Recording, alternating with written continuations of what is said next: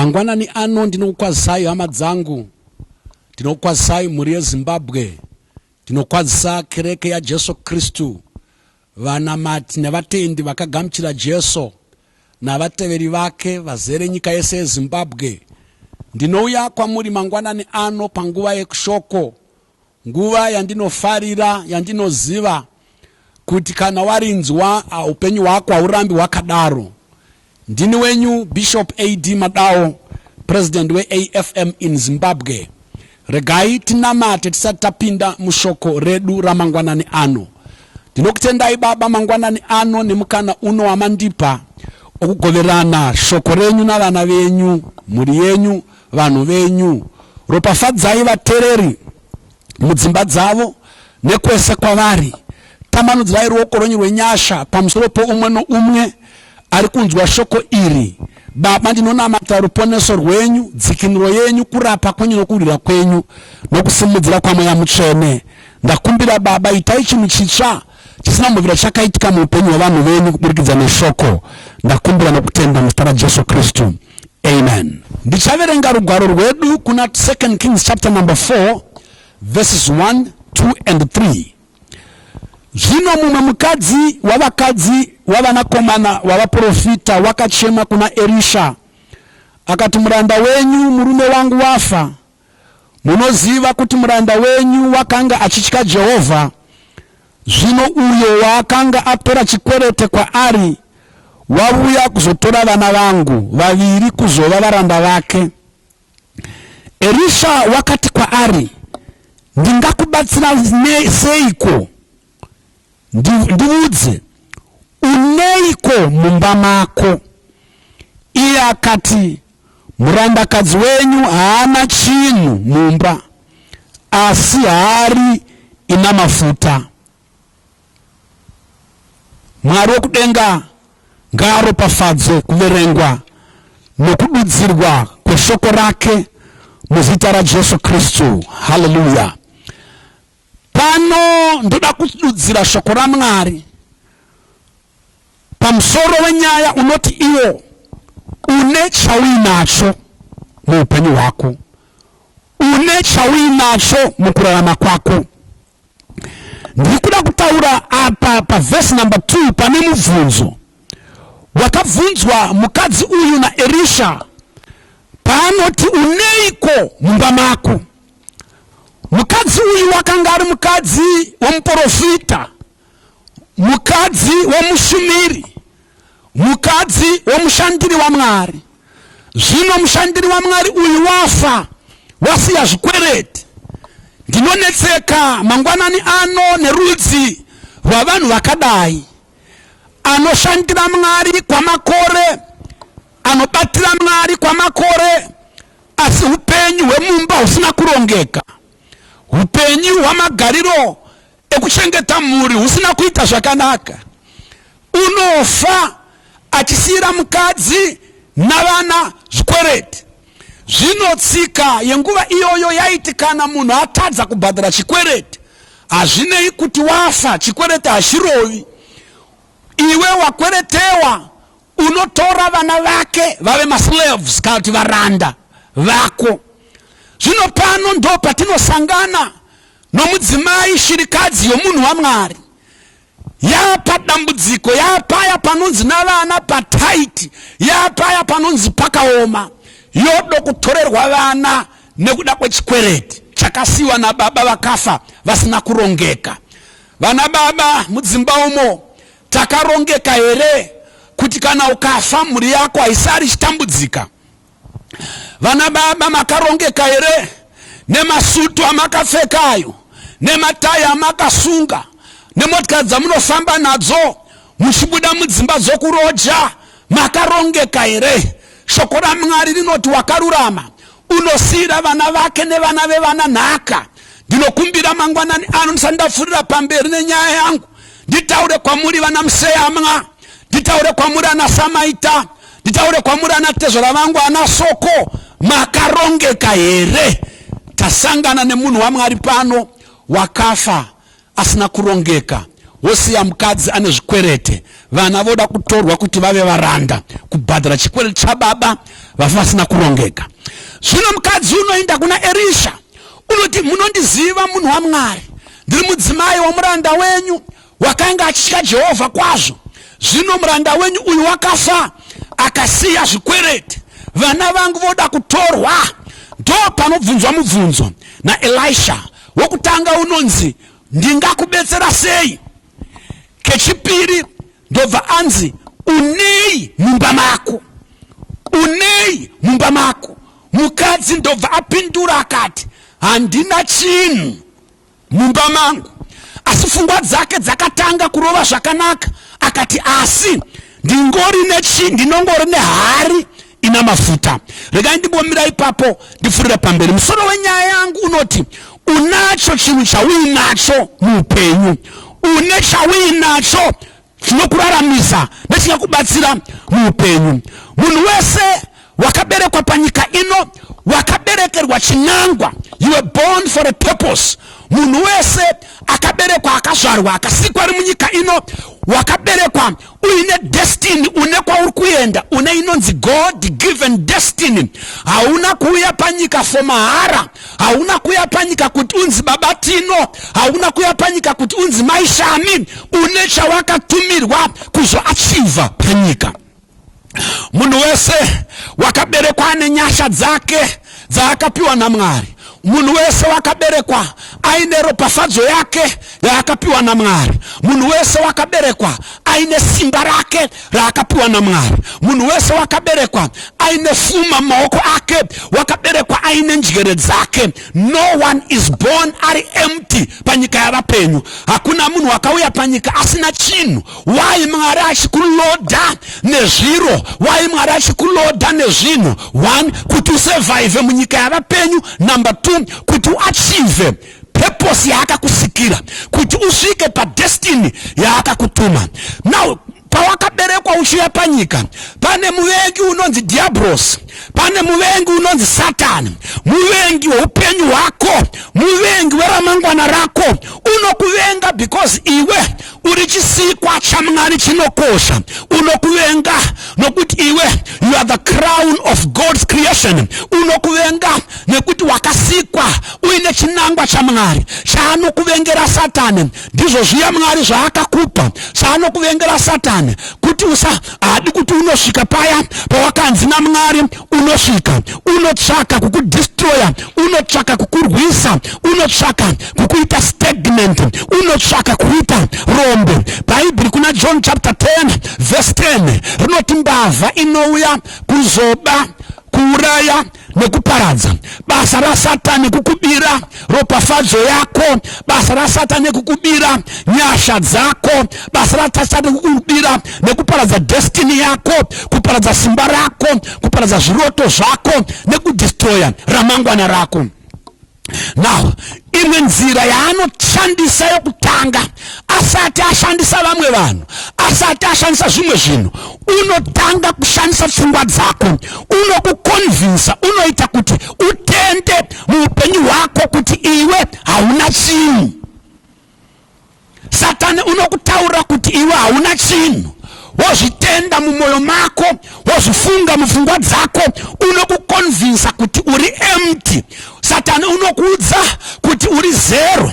Satani unokuudza kuti iwewe haubetseri chinhu, you are useless. Bhaibheri roti kuna Proverbs 23 verse 7, munhu sezvaanofunga mumwoyo make ndozvaari. Satani unokukonvinsa pauri papo kuti iwewe haubetseri chinhu. Satani unokukonvinsa achikuudza uchifamba woga, unozviparadza woga, unozvibaya woga, wozvikuvadza woga, uchi ina handina chinhu, ina handisi chinhu, ini ndiri rombe. Satani atokukonvinsa, atokupedza, atopedza newe. Now kozouya vanhu vanoshandisa vakakukomberedza, ivavo vanopfufura pamberi zvakare vachikuudza kuti iwewe you are nothing. Dzimwe nguva Satani unogona kushandisa vabereki kuti vakusvitse paunotenda kuti iwe hauna chinhu uye hausi chinhu, hauzombofi wakava chinhu. Dzimwe nguva Satani unoshandisa maticha kuchikoro, vaya vasingakunzwisisi, vaya vanokuvenga, vokuudza kuti you are useless, hauna chinhu. Unogona kushandisa hama, vana tete vako vakakuudza kuti iwe hauna chinhu, vana baba mukuru na baba munini vakakujaja, vakakukondema vakati hauna chinhu. Neshamwari dzako dzavakamboshanda nadzo, pamwe musikana wakambodanana naye paakakuramba akakuudza kuti hauna chinhu, mukomana akakuramba akati hauna chinhu. Rega ndikutaura hama dzangu, kune vanhu vanokutaura kuti wewe uri zero, vokuudza kuti wewe uri nothing, vokuudza kuti wewe unosakana. Vachikujaja, vachikutonga, vanoshandisa mastandards avo, vanoshandisa measurements avo ekukutonga. Now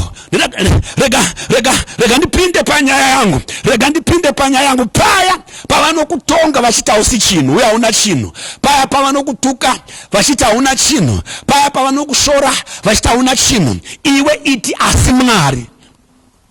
Umwe munhu ngati asi Mwari.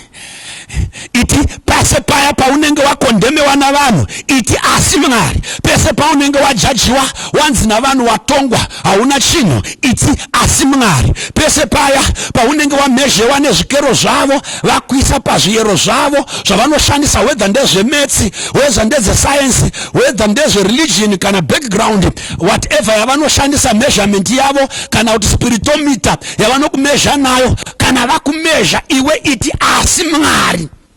Nekuti Mwari wakasiyana na Satani, Mwari wakasiyana na vanhu. Why ndati asi Mwari? Ndati asi Mwari nekuti iwewe you belong to God. Uri project ya Mwari yaakaunza panyika. Iwe uri mission ya Mwari yaakaunza panyika. Iwe uri vision ya Mwari. Iwe uri purpose ya Mwari panyika. Hauna kuya panyika panapa uchizvira wega, wakaunzwa na Mwari panyika.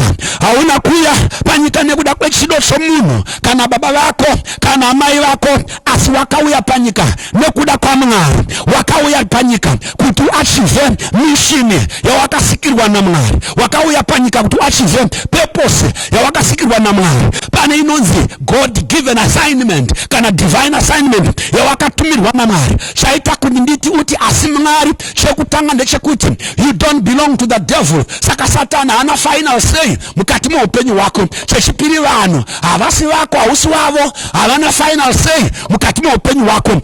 Isaiah chapter 55 verse number 8, Mwari unoti mifungo yangu haisi mifungo yenyu, nenzira dzangu hadzisi nzira dzenyu. Rega kutambudzika kuti vanhu vanofungei pamusoro pako. Tambudzika nokuti Mwari unofungei pamusoro pako. Kufunga kwa Mwari kwakasiyana na vanhu. Evaluation ya Mwari yaanoita pamusoro pako yakasiyana neya vanhu. Assessment ya Mwari yakasiyana neya vanhu. Mukadzi uyu paafirwa nomurume wake anosiiwa, audzwa na Satani mupfungwa dzake kuti hauna chinhu, hausi chinhu. Kana vari vanhu vanoya muupenyu wako, unoziva pane mibvunzo sandaenda kujanza vanhu. Paverse 2 Elisha unoti kumukadzi uyu, ndichakuitirei, ndokuitirei zvawauya nedambudziko rako kwandiri. What shall I do for you? Pane nguva yekuti pane zvaunogona kuitwa nomuprofita. Pane imwe nguva vanhu yavanogona kukuitira chimwe chinhu. Pane imwe nguva yekuti shamwari dzinogona kukuitira chinhu. Pane imwe nguva yekuti hama dzinogona kukuitira pane chimwe chinhu. Asi ndega ndikutaura, that's not the best way of living, yekuitirwa zvinhu navanhu. Vanhu vanoneta nekuda kwako, vanhu vanopereredza, vanhu havagoni kukutakura nokusingaperi. Kunofanira kuva nenguva yaunogona kumira woga, kunofanira kuva nenguva yaunova neresponsibility yekuzvibhadharira renti yako, yekuzvichengeta, kuzvitengera zvekudya nekuzviraramira nemhuri yako. Mubvunzo wechipiri waanobvunzwa naElijah mukadzi uyu unonzi, unei mumba mako? Unei mumba mako? Regai nditaure imba yandiri kutaura, haisi imba house number yaunogara, address yaunogara. Rega ndibve ndabata nyaya iyi. Munhu uri munyeya, une upenyu, unogara mumuviri ndo imba yako iyoyo. Uri mweya, man is a spirit, you have life or you have a soul, you live in the body. Ndo pandiri kutaura ipapapa. Imba yako upenyu wako unei mumba mako, imba yako muviri wako unei mumba mako, unei muupenyu wako. Chii shawi nacho? Mukadzi unopindura achiti handina chinhu mumba mangu, handina chinhu mumba mangu. Ndo zvinodiwa na Satani kuti akuite convince kuti hauna chinhu muupenyu wako. Ndo zvinodiwa na vanhu kuti vakutendese kuti hauna chinhu muupenyu wako. Asi Mwari ngaavongwe nekuti mukadzi uyu akazofunga, wakazorangarira akati asi ndine hari yamafuta, zvoti ndine chimwe chinhu chandinacho. Yevo ndingashaya furniture asi ndine chimwe chinhu chandinacho, ndingashaya degree asi ndine chimwe chinhu chandinacho, ndingashaya certificate ye O level asi ndine chimwe chinhu chandinacho, ndingashaya mofamba nemota asi ndine chimwe chinhu chandinacho, ndingashaya imba asi ndine chimwe chinhu. Nyaya yangu mangwanani ano iri kuti iwe mukomana uri kufamba munzira uri kundinzwa, imi baba vari kundinzwa, imi amai munacho chimwe chinhu chamuinacho. Musabvuma kuprogramiwa na Satani kubvuma kuti hamuna chinhu. Musabvuma Satani achiita kuti mutende kuti hamusi chinhu. Usabvuma, don't accept kuti hauna chinhu. Usazvitenda kuti hauna chinhu, kusvika pakuti akanga akanganwa, akanga asingachazivi kuti mumba make mune hari yamafuta, akanga akanganwa kuti mumba make mune chinhu chaainacho. Rega kutendera Satani achikudzima muupenyu, achikuita nothing, achikudhilita, achikuita zero iwe uchiri mupenyu. Meseji yangu mangwanani ano inoti you have something, une chauinacho muruoko rwako, une chauinacho mukati maupenyu hwako, une chauinacho mubrain dzako. Chekutanga pfungwa dzakakwana unadzo, chechipiri maoko unawo. Pane chimwe chinhu chaunogona kuita kushandura upenyu hwako, pane chaunogona kuita kusvika padestiny yako, pane chaunogona kuita. Nyaya yanoda kuti nditaure zvino ndeinoti Mwari unotangira pane chauinacho. Mwari unotangira pane ichocho chaakakushongedza nacho. Mwari unotangira panyasha dzaakakupa.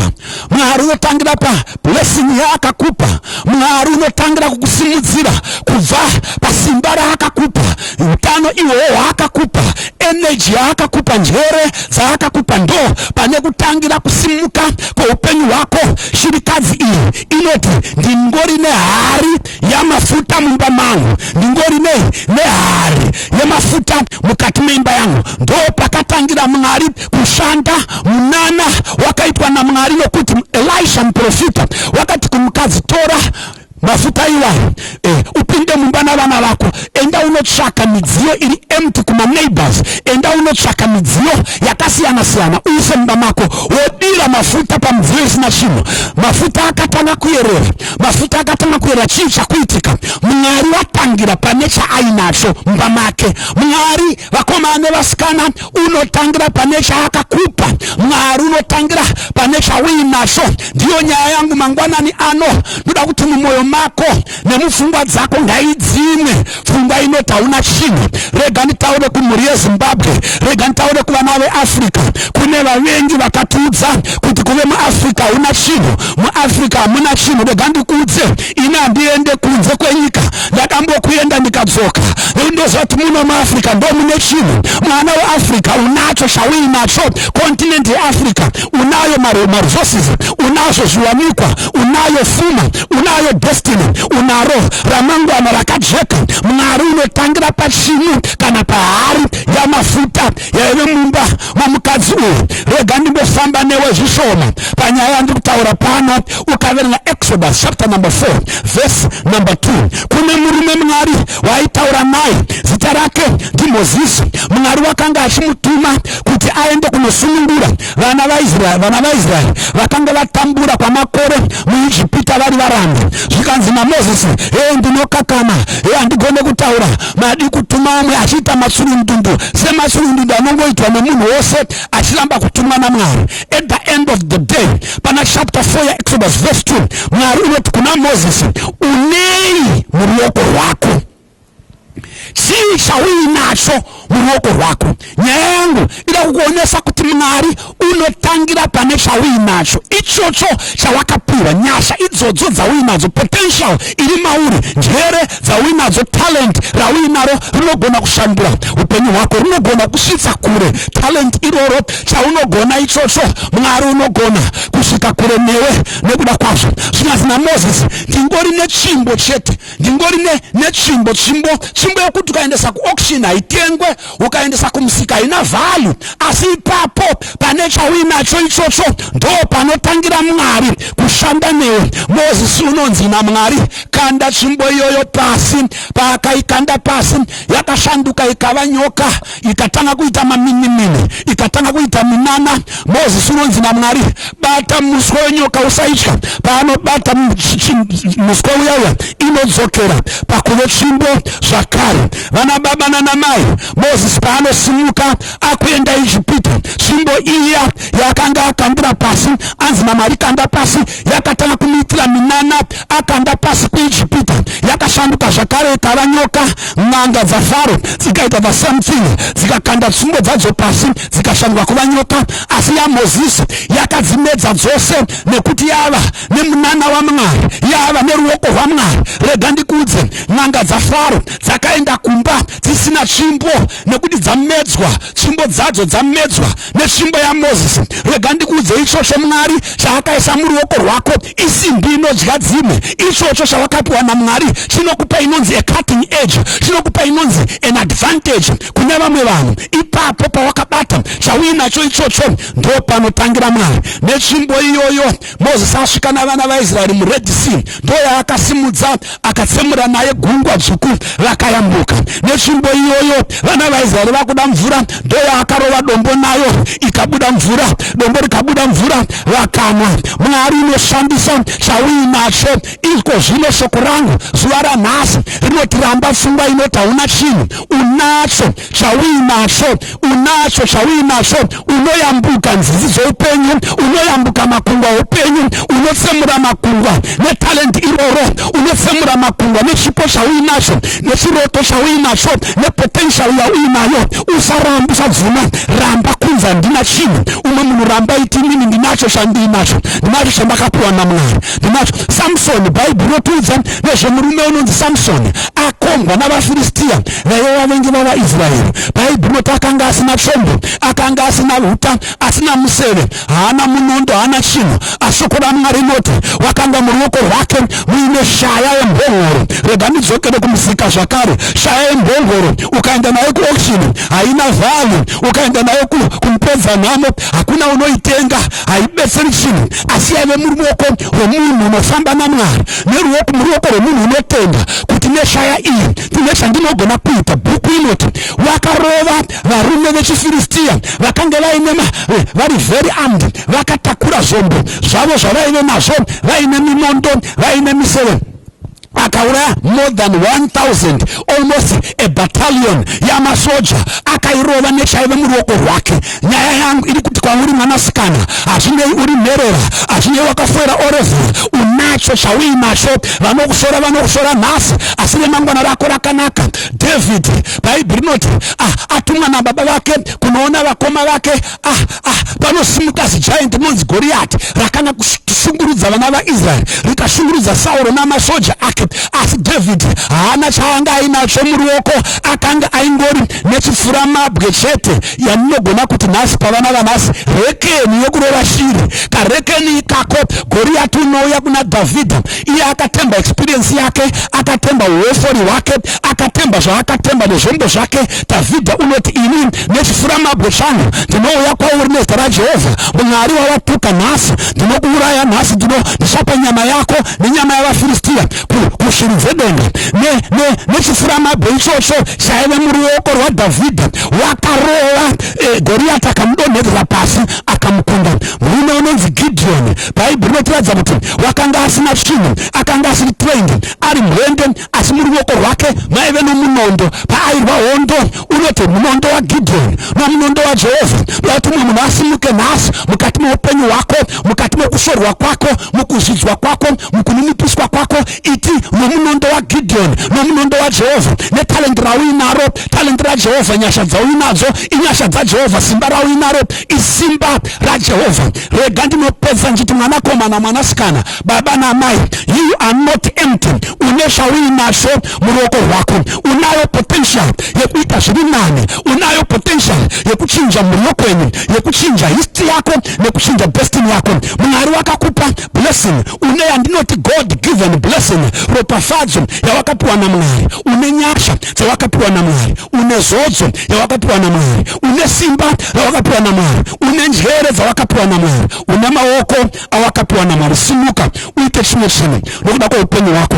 Simuka uve munhu mukati mavanhu nekuda kweruoko rwaMwari. Ramba pfungwa inoti you are nothing, ramba pfungwa inoti you have nothing, ramba pfungwa inoti you are nobody, ramba pfungwa inoti you are a zero. You are not a zero, you are not a nobody, you have something. Pane zvauinacho chiri muruoko rwako, pane zvauinacho chiri mumwoyo mako, pane zvauinacho chiri mupfungwa dzako. Mwari wakakuloda nenyasha, wakakuloda nepotential, wakakuloda nevision, nedream. Ramangwana rako rakanaka. Ramba kuti handina chinhu. Unacho chauinacho. Zimbabwe tinacho chatinacho. Afrika tinacho chatinacho. Tinoramba kushorwa nokuzvidzwa nokukondemwa nokuevaluatwa nokutongwa nevamwe vanhu. We are not third world. Asi Mwari akati wa third world. Tinacho chatinacho. Nekuda kwacho ichocho tunosimuka toenda kure. Mwari wedenga ngaakurangarire. Mwari wedenga akuropafadze. Mwari wedenga ngaakupe zvakanaka. Amutse mwoyo wako, amutse pfungwa dzako, akupe simba, akupe njere kuti usimuke uzvizive kuti unacho chauinacho chekubatisa upenyu hwako, chekusimudza upenyu hwako ugosvika kudestiny yako. Rega ndikunamatire. Baba, muzita raJesu ndinotenda nyasha dzamandipa kududzira shoko renyu kuvanhu venyu. Ndikutenda mukana wamandipa paridza shoko renyu kune andinzwa. Baba, neasharinzwa shoko iri ngariite chimwe chinhu kwaari. Nyasha ngadziburuke, zodzo ngaiitike. Baba, zvisina kuitika zviitike. Umwe naumwe atende kuti ndinacho chinhu chinashandira upenyu hwangu nemhuri yangu neramangwana rangu. Ropafadzai vanakomana, vanasikana, vana baba nana mai. Ropafadzai nyika yeZimbabwe, ropafadzai Afrika. Tiitire zvakanaka Baba.